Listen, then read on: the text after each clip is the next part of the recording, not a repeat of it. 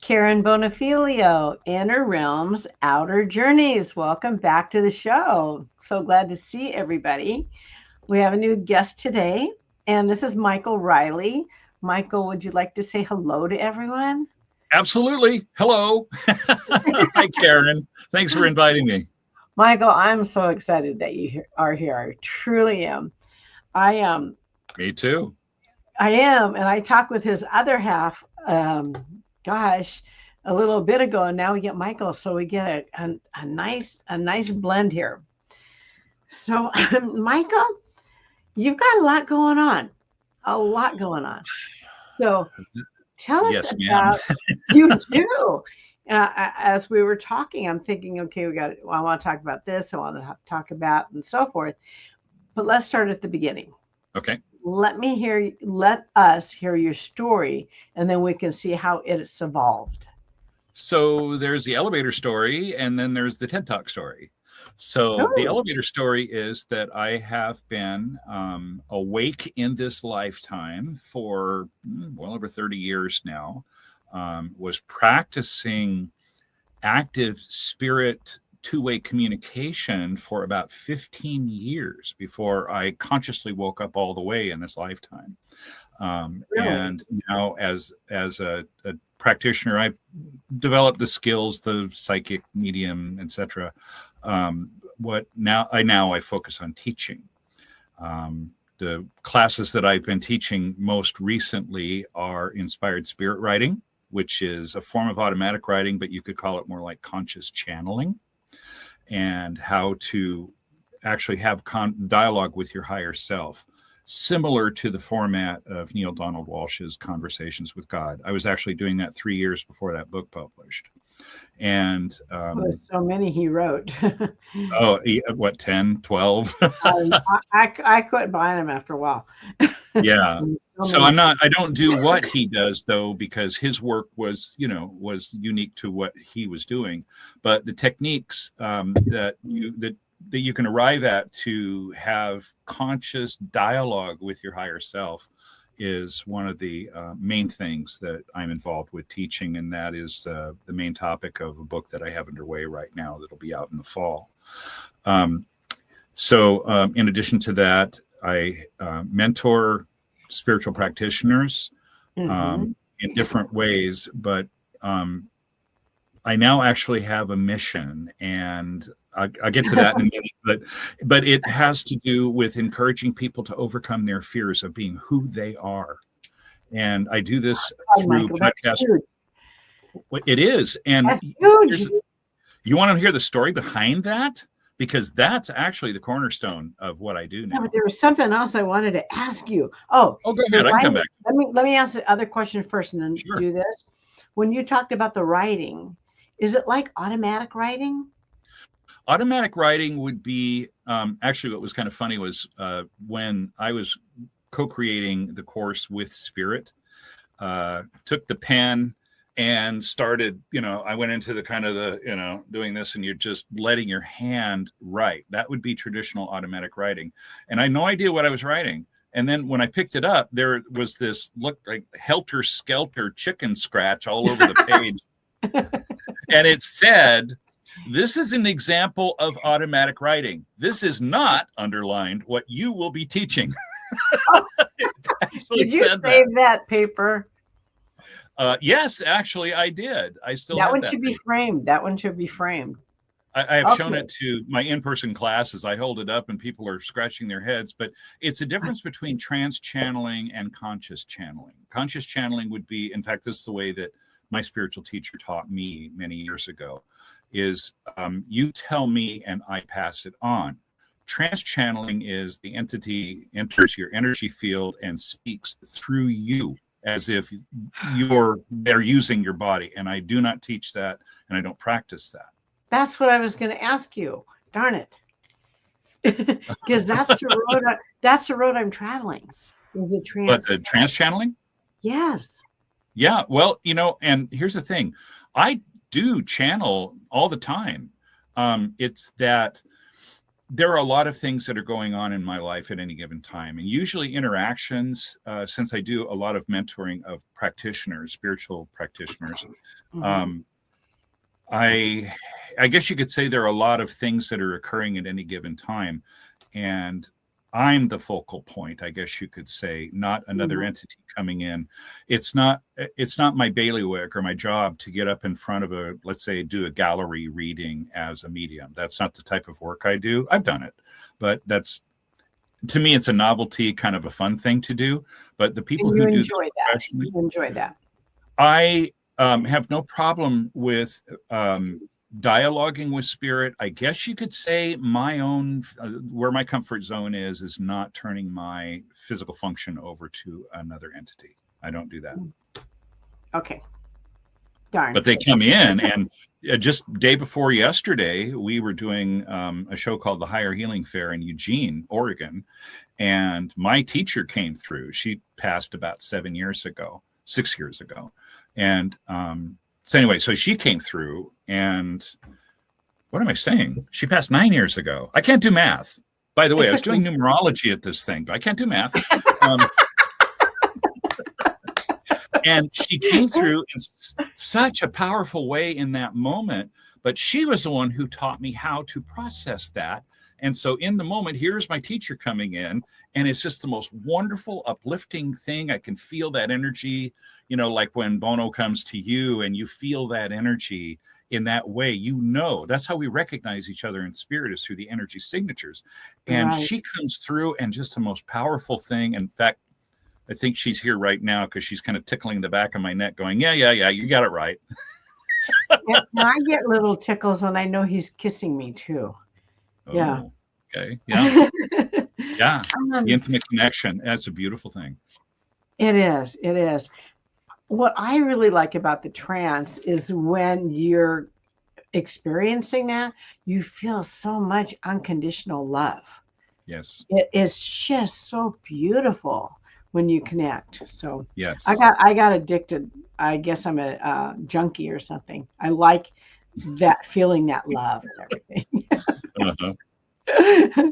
Yeah. Okay. So what was the other thing? There was a story that you were going to tell us. Yes. So here's what happened. This was about 3 years ago. I was looking at the state of affairs in the world, and sometimes you get caught up in empathy. If sometimes I'll tap into something that's going on, and empathetically, it disturb me. I'll slip from the observer mode into a little bit of the subjectivity of feeling, whatever is happening. And on a grand scale, as everyone is aware now, there are things going on in the world that are very difficult, and it's all part of a transition. And it's really not my job to go into, the political side or the geopolitical side of things, but in terms of how that impacts the world spiritually, that's absolutely my job. And so about 3 years ago, I was feeling a bit frustrated, and I talk with the angels, and I have a dialogue with Michael, Archangel Michael. And one evening I was frustrated by this, and I said, we need more angels. We need more angels. And he came back and he said, no, you don't. No, you don't need more angels. He said, you got enough angels. There's an angel for every person on earth. There are angels for everything going on, and ones that help the angels. In fact, we have discarnate entities, people who died who haven't left the physical world yet. They're still stuck. They have angels. So we have more angels than people on this planet. He said, you don't need more angels. Here's what you need. He said, the people who are aware that they have some form of spiritual gift. Now, everybody does, but we're talking about the ones who are aware or even beginning to be aware. If 1% of those who are just aware or beginning to be aware that they had these spiritual gifts would overcome the fear of starting to express it, it would revolutionize the world. Oh, geez. 1% begin to face the fear a little bit would revolutionize the world. That was the most powerful message I've ever gotten as a spiritual teacher. That's and that huge. has now become the focal point of what I do. I've had all these different components to it in different places.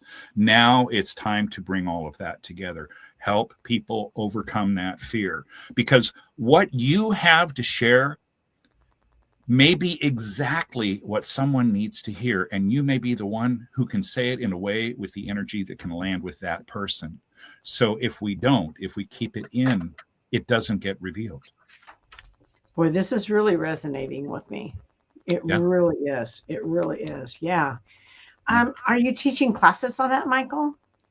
I teach classes on inspired spirit writing, and this is something that opens up people to communicate with spirit, but it goes through the higher self. Are you familiar with QHHT, the hypnosis past life regression? I've had it past Oh, life you've regression. had it?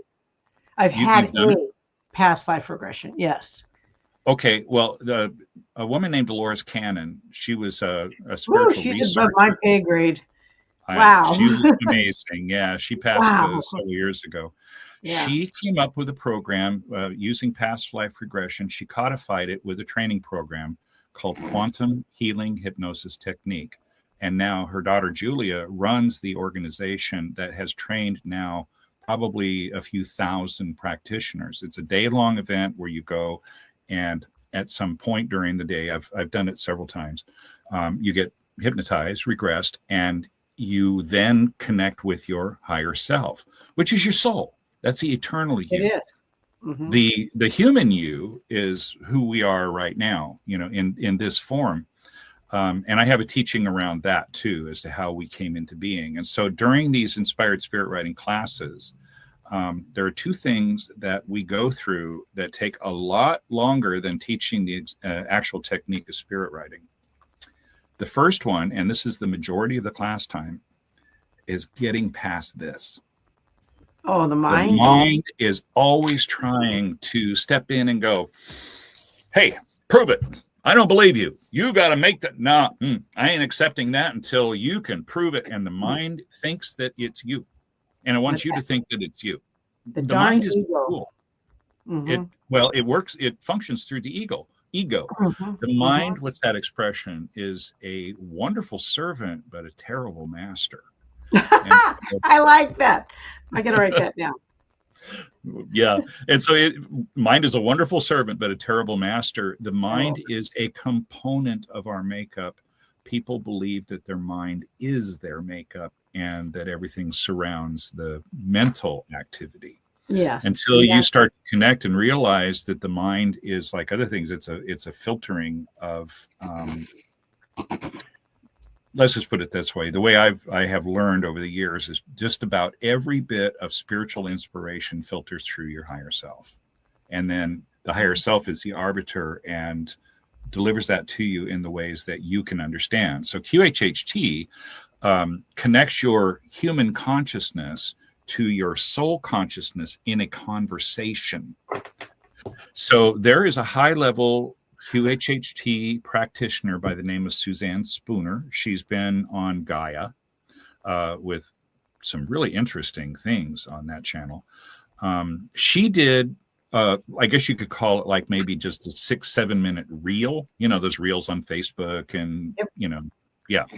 And this was a few years ago. And she said, this was just her like sitting in her living room or whatever. And she just said, you don't need QHHT to have a conversation with your higher self. Really, all you need is a pen and a piece of paper. And she's right. You learn how to make that dialogue. So the class, majority of it is getting your mind out of the way, okay? And then what the higher self is, how we're made up, and how that works, how that functions. And then once you have those two understandings, the mind needs to be in a support role, not the driver's seat, and you have a basic understanding of how we are made up, then the writing part becomes very simple because you open up through the process. It's the technique itself, and it is channeling. You're just using a pen as you're channeling, and the conversations that come through expand from just you talking to higher self. You can talk to the creator, which is what I've been taught to call the personification of God. It's a personal entity that sits, like you're talking about, we're at 3D and 5D, and the creator's somewhere up around 10 million D, but it still communicates the all through a personality that we can relate to. And so everything in spirit passes through that communication device, that filtering of your higher self. And so inspired spirit writing teaches you how to make those connections, and through them other entities come through. I've had group sessions, where several different entities have all come through at once. I had one where I had 5 entities. I had to start pulling out all these different colors of pens to keep up with them, because for one person. For me, I was in this conversation, and one of those was my teacher. One of them was Michael. He came through that day. And, so like that. So the cool thing is, I never know who's going to come through, but what I know is that every person has the ability to connect with their higher self if they choose to. Everyone does. Everyone does. There's one other piece I want to share about this. Okay. It's actually 2-part. One, angels, spirit guides, entities who are non-physical but lovingly supportive of us will not jump in and go, "Hey, I'll help you fix that now. Hey, let me pull you out of that fire right now." They don't do that. That's a violation. They won't do that. It's a violation of spiritual law. But the instant that you ask for help, they are there. They're like, "Yes, okay. Waiting for this. Here we are." I do that. I do that all the time. Talk to them and what I need their help with. It is a promise that they will do that. It's not ambiguous. It's not, well, if you were good that day, or if you're following some doctrine or whatever.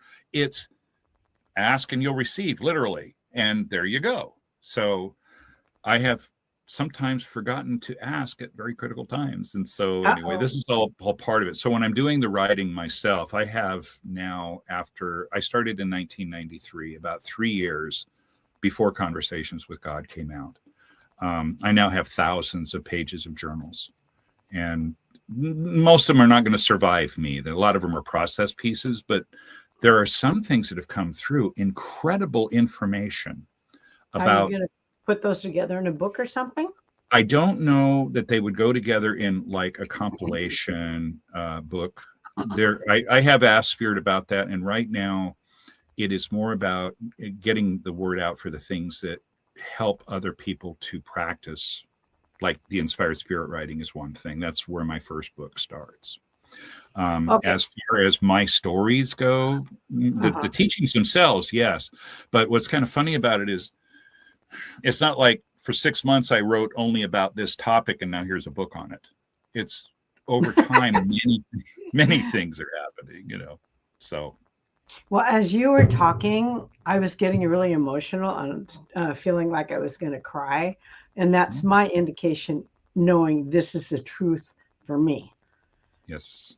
Yeah. So, truth detector.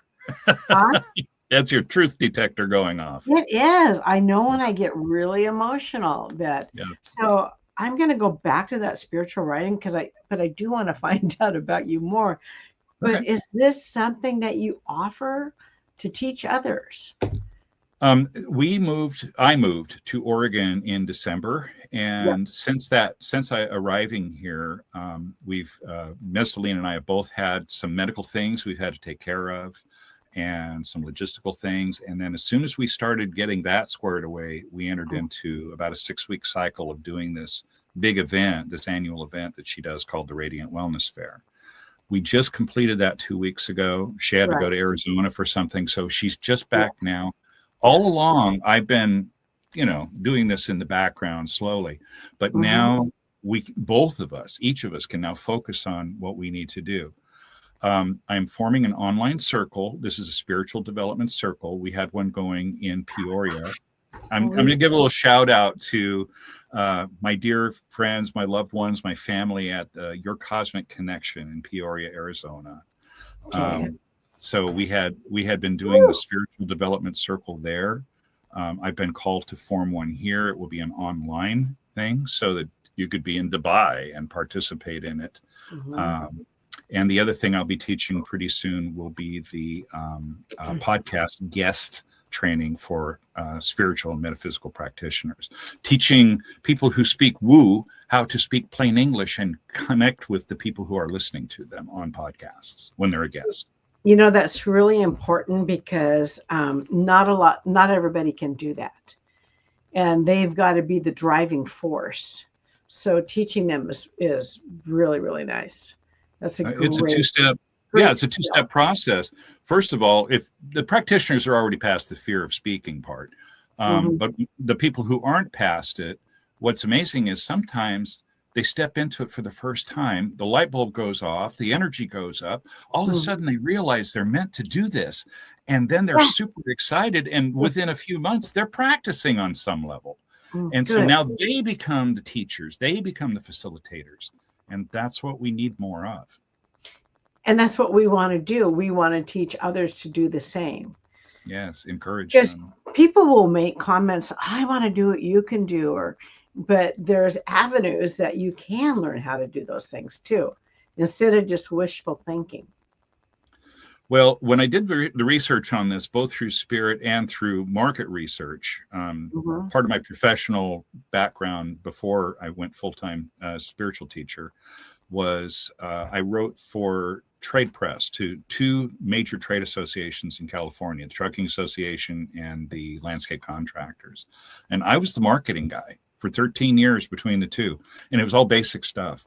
So I did some market research on this and found out, yeah, there are a couple of podcast training courses out there that are intended to help people like yourself start a podcast and do the spiritual podcasting, but not really in a way that teaches people how to communicate how they'll tell you generically how to connect with an audience and how to grow a podcast, but how to communicate spiritual principles, metaphysical techniques, what that is, even trying to tell an audience what you're talking about.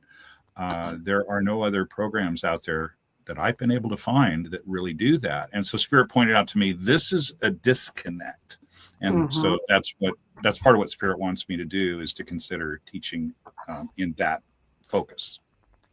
Well, it's good you listen to Spirit and you're really stepping out to be a teacher and to be a mentor.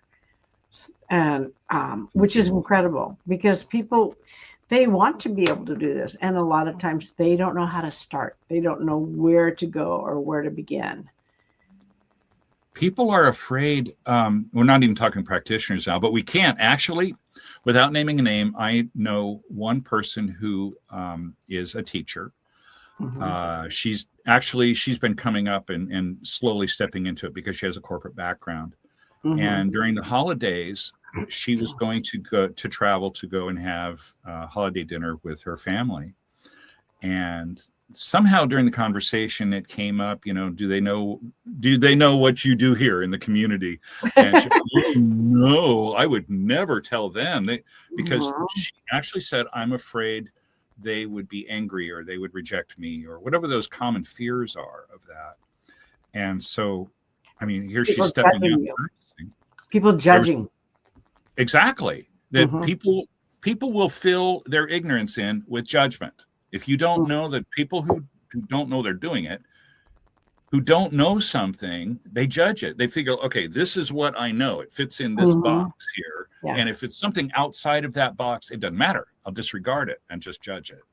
Yeah, so when we put ourselves in the fear of revealing because we're afraid of the judgment, yes, I understand maintaining relations with your family if you can, but why would you struggle and sequester yourself, hide yourself in order to continue to be accepted by people who don't want to know who you are? But I have a friend who's going through that right now.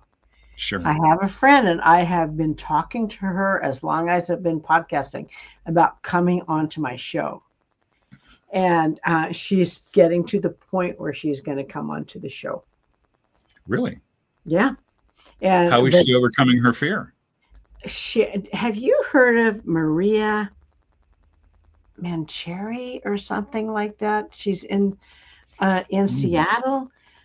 I haven't. I'm saying the name wrong. I'm saying the name. So she went up and how I found this out, because this is a more fairly new friend, maybe about 8 years, when Trump got elected the first time, she said, well, we have a lesson to learn.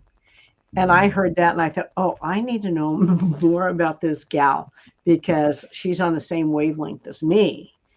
Yeah. But she came from the upper echelons in teaching, a principal, people looking up to her, and then to all of a sudden branch out into these other areas. She didn't want to lose her credibility, Right.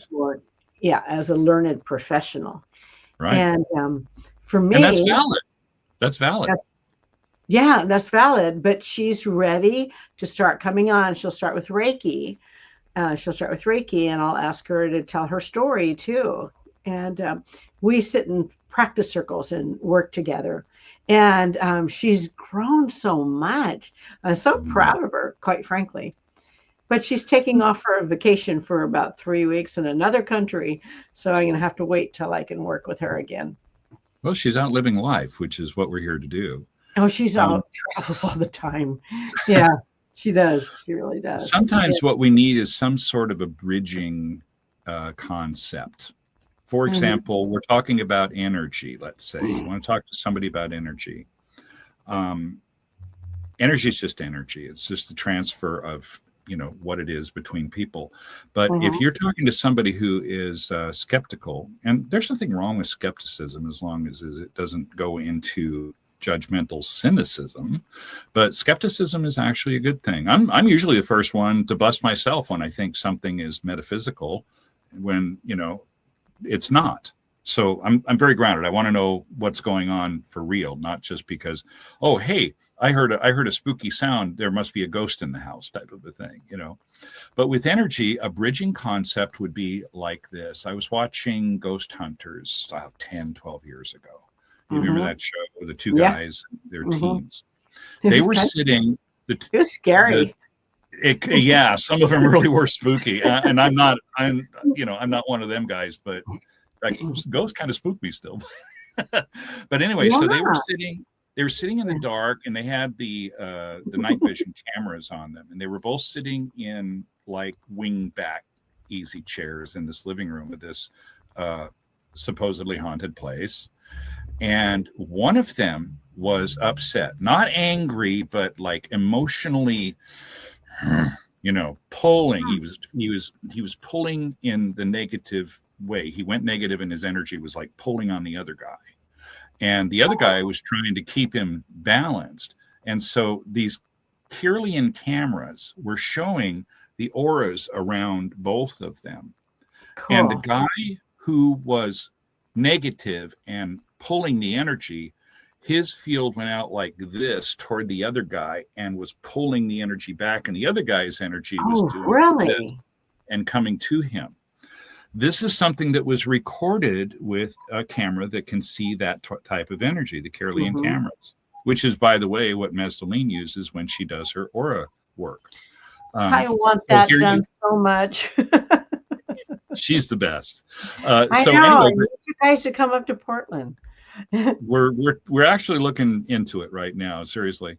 But my point is this. So here you have something that has scientific evidence behind it. There's something to this whole idea of energy. Yeah. What is that? Okay. You start with something that a person can stay skeptical, but now we're not just talking about something inside of you, your interpretation, your idea, your fascination. There are things that you can talk about, like, I had this really strong feeling, and so I made an adjustment based on the feeling, and then I found out later what was going on. It could be a health warning that I paid attention to, and Oh, or wow. I was going to go to this place that, there are 9/11 stories, by the way, of people who felt like, no, don't go to the tower that day, or leave the towers just before things happened. Those precog warnings that come I in. didn't hear about those. There are a few stories like that. And so Wow. what happens is you follow the intuition, and this is where the mind is not your friend. Okay. Not too much of your friend. You say, I'm getting this hit. I need to, I feel like I need to take an action. And the mind goes, that doesn't make any sense. There's no proof behind that. Ignore that. Just leave that alone. The ones who pay attention, they don't know in the moment if it's valid, but they feel so strongly that they need to act on it. So when we act on something, we don't always, but sometimes after the fact, we'll find out why we got that hit. Exactly. Other times, we may not. We may never know why, but nothing bad happened either. And so if you're able to walk your path in that kind of discernment, where you trust what your inner guidance is telling you without needing it to be proven to you, you can do anything. You can do anything. Yeah, you're like giving me hope, Michael. You really are. The way that you're phrasing everything, it's beautiful. I had no idea Spirit wanted me to say that to you, Karen, but that message was for you. I had no idea that was coming. I'm gonna have to go back and listen to this again. Oh my gosh, yeah. Mm-hmm. It's amazing how Spirit works. Yes. It really is. Yeah, because everything you're saying to me really, really resonates. So, gosh, Michael. I lived my life by, I guess you could say, by divine appointment for the better part of 30 years. And by that, I mean, I didn't teach classes. I didn't write books. I didn't conduct seminars. But I would say, for example, I would go into a store and think I was there to buy a certain thing and cross paths with somebody in an aisle, and in 2 minutes be in a deep conversation with them in something that was happening with them or whatever, and giving them spiritual guidance. And then it was over. They went their way. I went mine. This went on for 30 years. And it still does. Call it divine appointment. So good. Yeah. But it was well received from the people when you were talking to them? I don't know. Yes, actually, in the moment, you can tell. Let me tell you one story. I was traveling one time. This was back in 2010, I want to say. No, it couldn't have been. It must have been 2012 or 2013. I was traveling from Portland back to Southern California. It's a 1,000-mile run. And I was going through, I think it was Ashland. I was heading south. It was probably 10:30 at night. And I wanted a cup of coffee. I wasn't too tired I wasn't tired enough to stop, and I wanted to keep driving. So I pulled in. You're still driving. Well, I was still young enough to do that. Yeah, this was a while back. It was a while ago. So I pull into this McDonald's drive-through, and this gal comes on the speaker, and she takes my order. I just wanted a cup of coffee. I asked her, "Do you have coffee this late?" She said, "Oh, it'd take 5 minutes to brew it or whatever." I said, "Okay," and order the coffee. Then I pull up to the window, and she takes my card, and then she says, "How you doing tonight?" I said, "I'm really doing well, thank you." I said, "I'm just passing through. How are you doing?" And she says, "Well, my father won't listen to me," and she just feels the energy that I guess I give off. And she starts opening up and telling me, and Spirit comes through and gives me the message that she needs to hear. I don't know what it is. It doesn't come from me. It comes through me. You're just presenting. And like you talked about that truth feeling, when it's truth that comes to you, my truth detector goes off and it's like, okay, don't think, just talk. And I let it come through. And the advice was not mine. It was a piece of information she needed. She actually cried a little bit. It was very moving for her, but it wasn't a big, like, dramatic thing. It was a moving of the energy. Her vibration went up quickly, and it caught her in that emotional center. And then she handed me my coffee, and I wished her well and drove off. And so I called that my 5-minute mix session. That's beautiful. It's a dumb joke. But you do this with a lot of people. A lot of times it's that brief. Other times it can go on for a while, but yes. Mhm. And so Mhm. after a certain amount of time, I always thought maybe that would be how I did the rest of my life, would just be through divine appointment. There's more coming for you. Yeah. And you're going down that road right now. So Well, that's here I good. am with you. Yeah, here you are with me. So Okay. it's, yeah, Well, let's just backtrack a little bit. How did you sure. start your journey? How did you discover that you had these? Um, well, everybody has these gifts, but how did you just discern that you also had these gifts too?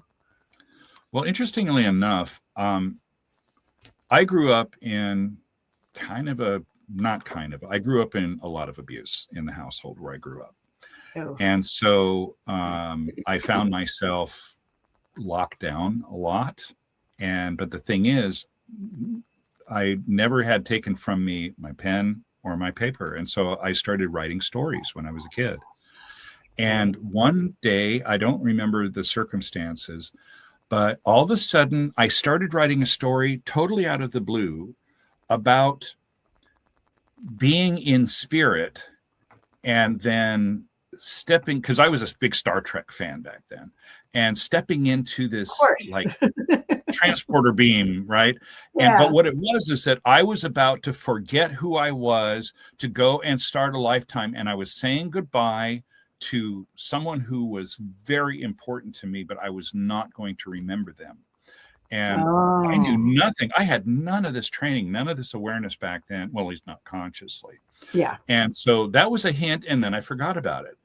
And then Hmm. a few years later, I was in the Air Force. I was on temporary assignment over in Japan and had a lot of extra time on my hands because they sent me over for staffing assist that they really didn't need me. So I had time on, and so I started going for really long walks at night on the island. And I was processing some things, didn't even know what processing meant. And I was talking with spirit, didn't even know what spirit was. I just thought I was talking to God. And then I started hearing answers. I don't hear voices. I get impressions and I translate my sensory input into words, I guess you could say. But these were actual Hmm. conversations. 1981 was when that Wow, happened. that's a long time ago. Yeah. A few years later, this would be the probably 4 or 5 years before I met my spiritual teacher in this lifetime. Um, this would have been about 1991, maybe 90. No, it was 91. I was giving my baby daughter a bath in the Mhm. bathtub, and her mother and I were, taking care of her. It was late afternoon.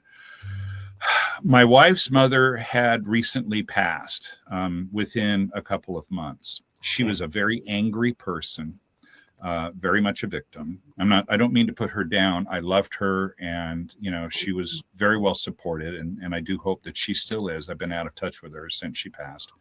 But all of a sudden, no, I take that back. It was 1993 when this happened. All of a sudden, my baby daughter in the bathtub, who's just sitting there playing with her toys, Hmm.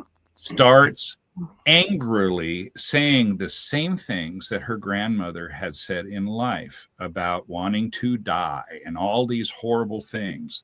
Now, this was 3 years before I met my spiritual teacher, 3 years before I knew what my own spiritual lineage was and background. And all of a sudden, my Wow. higher self just took over. And Oh, out of really? my mouth came these words. I said her name. Leave now. That is my daughter. You have no right to step in and take over her life. Leave her alone. You will deal with me. And if you don't leave her alone, you're really going to deal with me. And it was the spiritual power that was coming through. She was violating spiritual law in a big way. And so, She had passed and she was doing that? yes, she hadn't crossed over. She was still a discarnate. A discarnate She would was, be someone who dies, but they didn't cross over yet. but they haven't left yet. Right. And so here Oh my she God. thought her granddaughter was one of her possessions. And I set her straight. And I had no idea that I even had this in me. So that I was bet like, that was shocking. oh, yeah, it Yeah, like was. where did that come from? Right. So what was really cool was at the time, because of my upbringing and things, I was in counseling at the time because I was actually healing some stuff at the time. I went back to my psychologist, who was a Catholic priest. I'm not Catholic. His name was Patrick. When his door closed in his office, he wasn't a priest to me, but he was one of the most metaphysical people I ever knew. He could describe what was happening. He was teaching me stuff that I already knew, but putting into a framework that I could understand. He was a Jesuit who, for example, would walk down the corridor of a hospital going in to minister to people in the hospital. He'd walk down the corridor and just feel what was going on in the rooms, go down to the end, and then he'd turn around, and when he started coming back, when he walked into a room, he knew what he was walking into. He told me how when I would walk home from school as a kid, I would be projecting my energy to the house, into the house, so I had a feel for what was going on so that I would be prepared when I walked in the door. My God, Michael. Sorry. A priest taught me this. So, yeah. That's crazy. Yeah. That was behind closed doors. Here with me. Oh my God. That's not something he could get up in front of the Sunday sermon and say. No, he can't do that. Oh my God, what a blessing that was. It was. He was a great teacher. And then I went on to meet my teacher, who, by the way, was also Mrs. Mentor. And that's how we met 18 years ago. Mestelene and I met. So that long ago. Yes, that long ago. No, I'm glad you're with her. You guys are a beautiful pair, and she's. Well, thank you. You are. I just love her. I can see why you do. Yeah. I like the free spiritness of her too. Yeah. You know, I just do. She'd be fun to hang around with a lot. Yeah. She posted a thing on Facebook a few weeks ago. It said it was a meme, and she is a divine feminine teacher. She helps women to, become more empowered in their in themselves. And her meme said, "If you try to clip my wings, you get to watch me fly away." I remember that. Yeah. Oh, you saw that one. That was great. That was great. Yeah. I have learned a lot about you, Michael, and it's all very heartfelt and impressive. Seriously, because, and I was telling Michael this earlier, that, I got his bio, but there's not that much in here. So I was really looking forward to getting to know him and finding out what he was all about. So I just want you to know I'm down for those classes. So when you get that going, just remember, because I would love to do that spiritual writing. That would be so. So the inspired spirit writing will I've been teaching that as an in-person class. Yeah, inspired spirit writing. There is a big distinction between that and automatic. The thing that's in work right now that will manifest before that is, or before I resume that, is the spiritual development circle that we're putting together online. And the one we had going in Peoria, Arizona, before I left there, had grown pretty large. And there are people who still want to participate in that. So we're going to kick that back in online. I've been meeting wonderful people here in Oregon. And it's a guided development. We take skills and we practice certain things, but it's also guided. And sometimes spirit comes through and says, here's a new technique that you've never thought of before. Try this tonight. And people are blown away when that happens. So we're going to be doing that. Is this something that you can offer people here too, to be able to join it?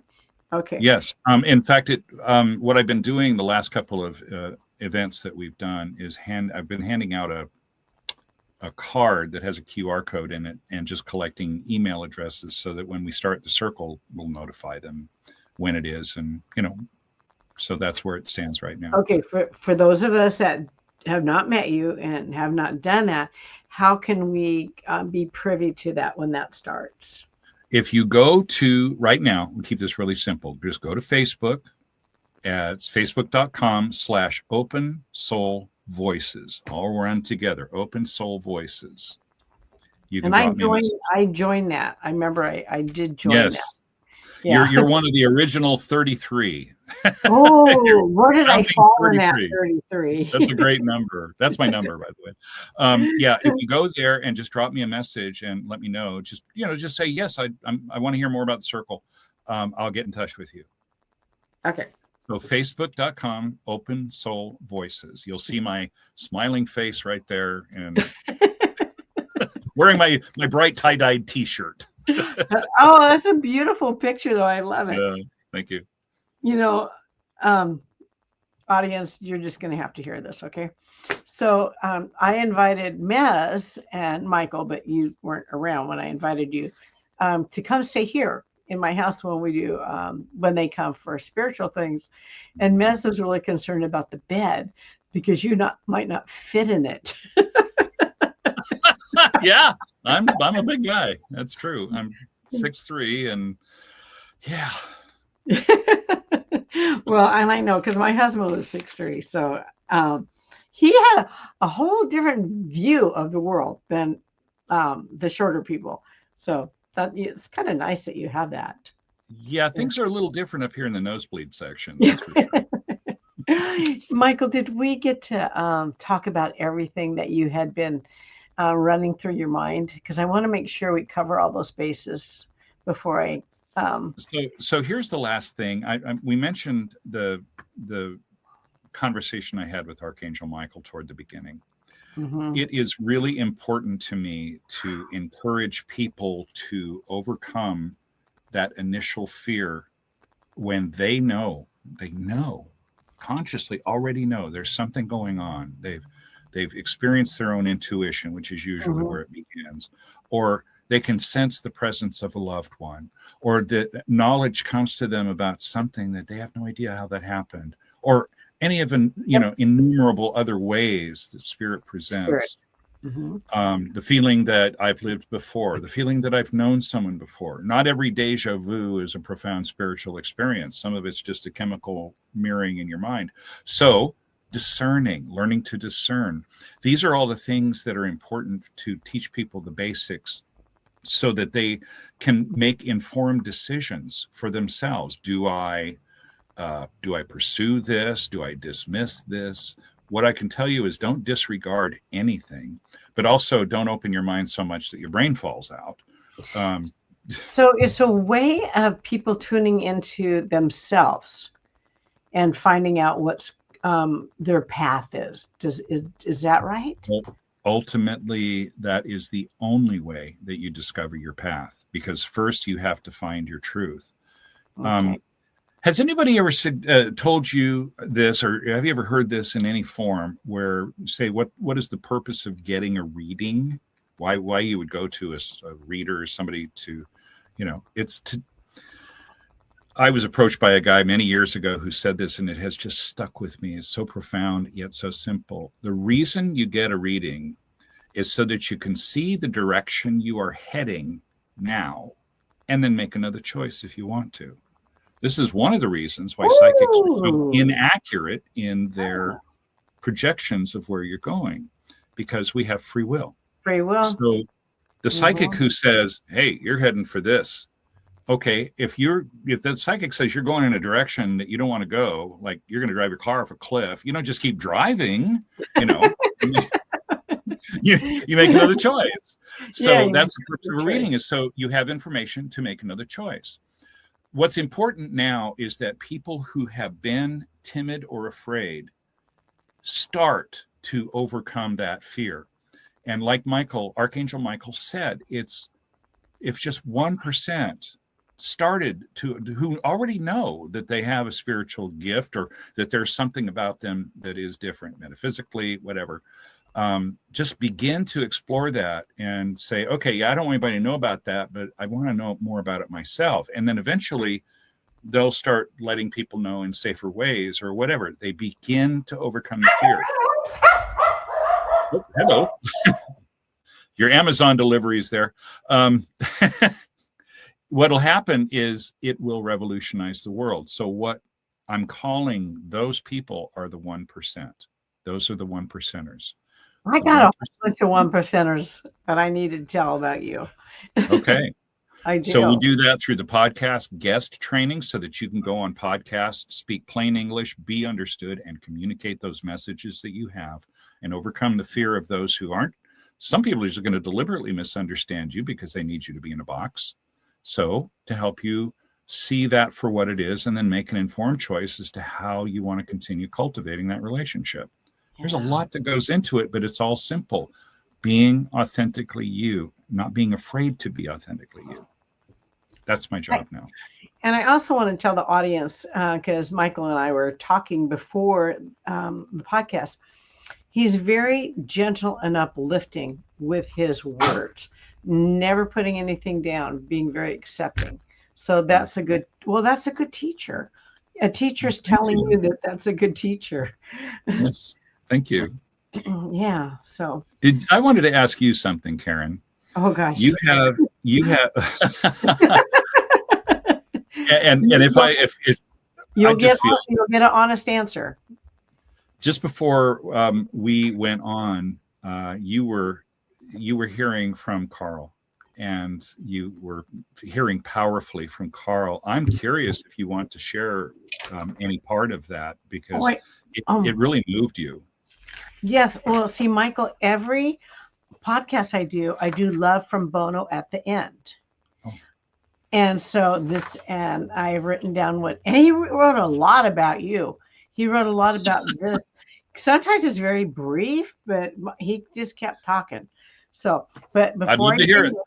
But before I read it, I just want to make sure I've covered everything with you, because that's how I end my show. I appreciate that. So this is all about there is a community out there that you belong to. I'm talking to the audience now.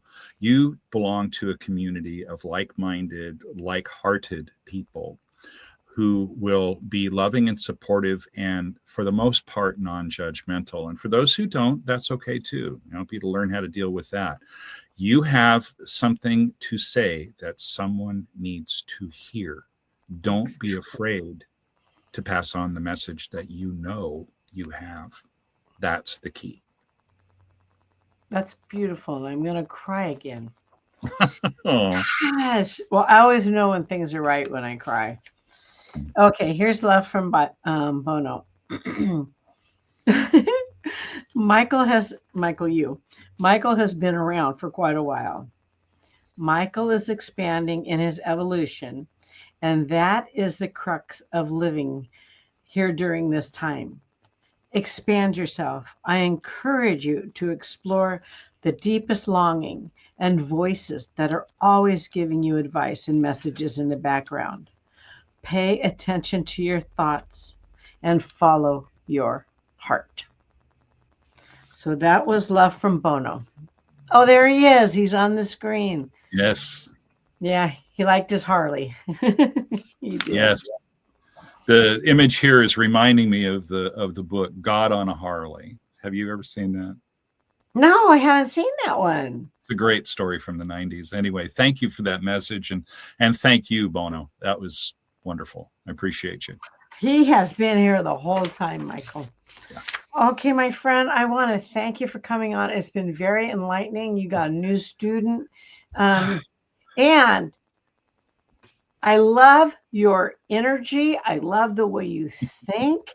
So, and I know you and Mez are tighter than a $2 Timex. So if you know anybody else like you're older, you understand. Uh-huh. Uh-huh. So if you know anybody like you introduce them to me, because that vibe would be perfect. I'll definitely send them your way. Oh, I don't ask people this. You can ask my producer. I have never said this on air. And anybody watching knows I don't say that on air either. So, but I was led to do it. So I will do that. So Michael, thank you so much for coming on. And we are going to have I'm going to say it. We're going to have a threesome with Michael, his beloved Mez, and me, and do a live event. So you guys are in for a treat. That'd be great. Thank you so much, Karen. I've had more fun today than I've had doing a show in a very long time. So this is good. And you didn't know what we were going to do today, did you? I never do. I always walk into things by divine appointment. Who knows what's going to happen? If I'm controlling it, it won't be as good, right? And you go where spirit leads. Yeah. Yep. So thank you very much. Okay, Michael. Okay, so nice to meet you. Thank you, everyone. Thank you for joining in. And I know you loved this podcast. It was a good one.